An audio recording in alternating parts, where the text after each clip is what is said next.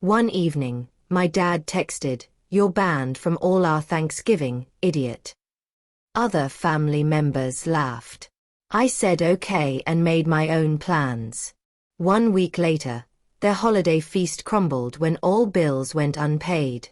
My phone lit up with 70 missed calls. I didn't grow up feeling loved. I grew up feeling tolerated, barely. My parents favored my older brother, Marcus. He was the golden child, the prodigy, the investment, while I was the spare tire. Useful only when something went wrong. But nothing prepared me for the night everything finally snapped. It was 1 week before Thanksgiving, my family's biggest annual event. My mother always turned the house into a Hallmark movie. The dining table would be set 2 days early. The kitchen would smell like cinnamon and roasted turkey even when nothing was cooking yet. This year, though, things were already tense between me and my father. And then, the text came. A single message that would start everything. "My name is Danielle, and if there's anything life has taught me, it's this. Family can hurt you deeper than any enemy ever will." It was 9:42 p.m. I remember the exact time because I had just finished showering, wrapped in my towel, and checking my phone while my hair dripped onto the tiles. My father rarely texted me. When he did, it was usually orders. "Send money for your mom's medication." "Where's your contribution for the family fundraiser?" "Pay Marcus's school fee. He'll pay you back." Spoiler, he never did.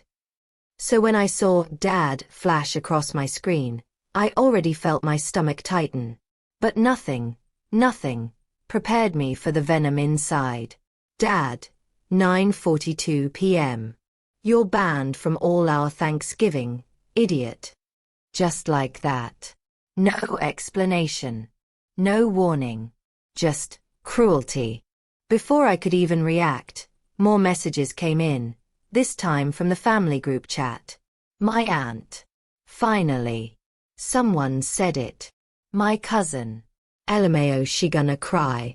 My brother. She'll survive. She's good at being alone." And then the notification that sealed it. Dad changed the group name to Real Family Only. Then he removed me. I just stood there, staring at the screen. Water dripping from my hair. My chest tight. My throat burning. But I didn't cry. Not that night. I just whispered to myself, "Okay, okay." And I made my own plans. The kind of plans you make when a lifetime of quiet pain hardens into something sharp. Here's the part my family constantly ignored. I paid for almost everything in that house. Not because I was rich, but because after Mom's health issue and Dad's job loss 2 years ago, I stepped in. Quietly. Consistently. I paid their electricity. I paid their water. I paid their gas, their Wi-Fi, even their property insurance. I paid for Mom's meds. I paid for Marcus's car note after he lost his job. Translation, got fired for being lazy. They called it helping the family. But deep down, they treated it like taxes, something I owed them simply for existing. They never once said thank you. They never once acknowledged the sacrifices. But I didn't complain. Because I believed family meant helping without expecting anything. Turns out, they believed family meant I should give and they should take. So when my father banned me, I didn't reply. I didn't fight. I didn't beg. I simply did one thing quietly. I stopped paying every bill. Not out of spite, but because I finally realized something. They didn't see me as family. They saw me as a wallet. Thanksgiving was 7 days away. And every year, their feast depended on the house running smoothly. Electricity, water, heat, everything. Normally, I would pay the monthly bills in the first week of the month. But this time, I stopped everything. And because I handled all account logins and autopay was linked to my card, guess what? Nothing got paid. I didn't cut anything off intentionally. I simply removed my card and walked away. I booked myself a trip to a quiet cabin 2 hours away. A solo Thanksgiving. Peace. Silence. Nature. For once, something just for me. Meanwhile, my family was preparing the biggest Thanksgiving gathering ever. 40 people, a rented tent outside, caterers, a DJ, and decorations worth a fortune. All under the assumption that the lights would be on, the ovens would work, the water would run, the heating would function, the Wi-Fi would allow for streaming music. They assumed wrong. Because on Thanksgiving morning, everything failed. I was sitting in my cozy cabin, drinking hot cocoa, wrapped in a blanket, watching snowflakes fall softly outside, when my phone began buzzing. 1 call. Then 3. Then 10. Then 20. By noon, I had 70 missed calls. All from my family. I didn't answer. But the voicemails? Those told the whole story. Voicemail number 1. Mom sobbing. Danielle, honey, the power is out. The turkey won't cook. Please call me back. Voicemail number 5. My father yelling. What did you do? The electricity is off. The water too. Fix it right now. Voicemail number 12. Marcus whining. The guests are arriving. The Wi-Fi is down. The heaters aren't working. Everyone is blaming Dad. Voicemail number 27. Aunt Patricia screaming. The whole house is freezing. The pipes aren't running. The food is spoiling. You selfish brat. Voicemail number 33. Mom again. Your dad is embarrassed. Please, just pay the bills. Everyone is watching us. Voicemail number 49. Dad again.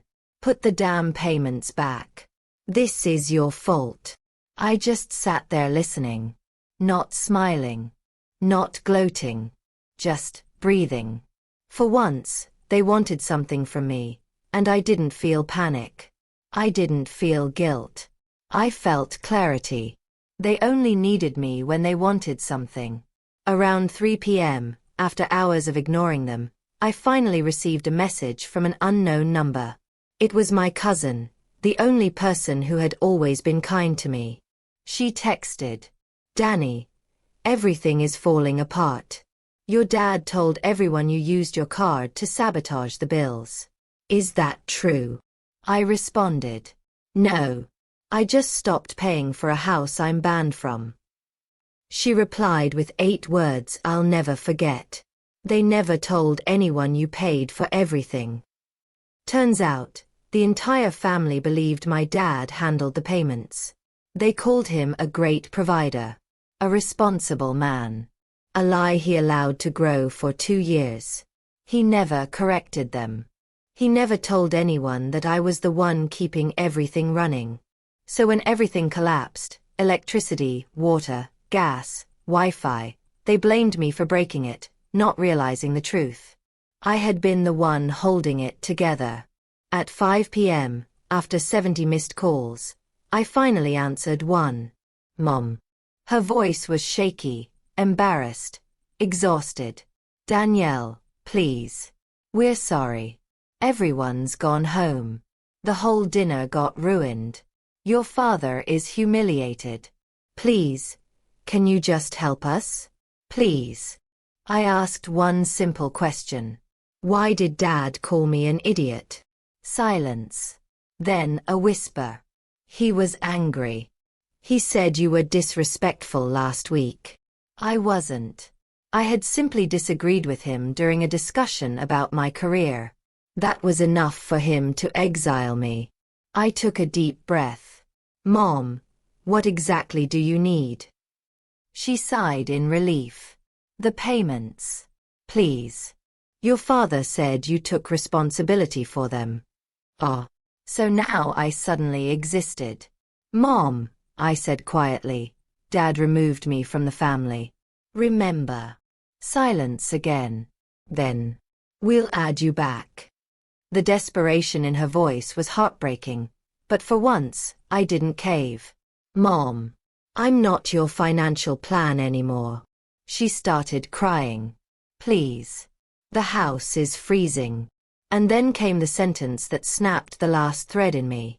She whispered, your father said that you owe him for raising you. Ah, there it was. The truth. Not love. Not gratitude. Just entitlement. I calmly said, tell Dad the house will stay off until you all take responsibility for yourselves. She gasped. But we don't know how. He never handled these things. Exactly. For 2 years, they let me carry everything. While insulting me. While mocking me. While calling me nothing. No more. I ended the call.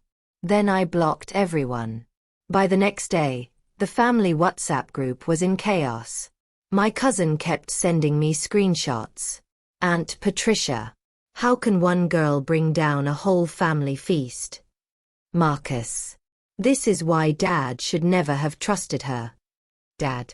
She betrayed us. My mother. Let's not fight. We need her. My cousin, bless her heart. Maybe if you treated her with respect, she wouldn't have left. Instant silence. But the damage was done. The entire family now knew the truth. My father never paid anything. I handled all their bills quietly for years.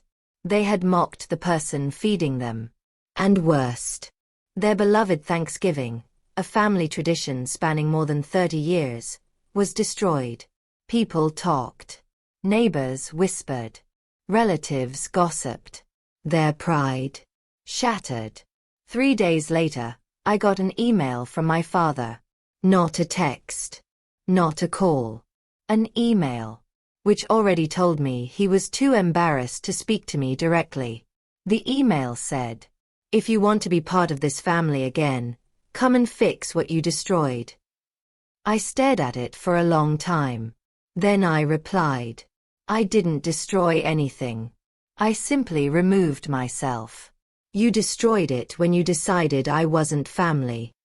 I hit send. And felt something I had never felt in my entire life. Freedom. They still call sometimes. I don't answer. I've moved into a new apartment. Small but peaceful. I pay my bills. I cook my food. I sit in silence and realize how beautiful life can be when you're not being drained. My cousin told me they're still struggling. Marcus finally had to get a job. Dad had to learn how to pay his own bills. Mom is quieter now, less demanding. They finally feel what it's like to stand on their own feet. As for me, I'm okay. Better than okay. Because sometimes, revenge isn't loud. It isn't dramatic. Sometimes, revenge is simply walking away and letting people experience life without the person they took for granted. My name is Danielle. And this is the story of how being banned from Thanksgiving set me free.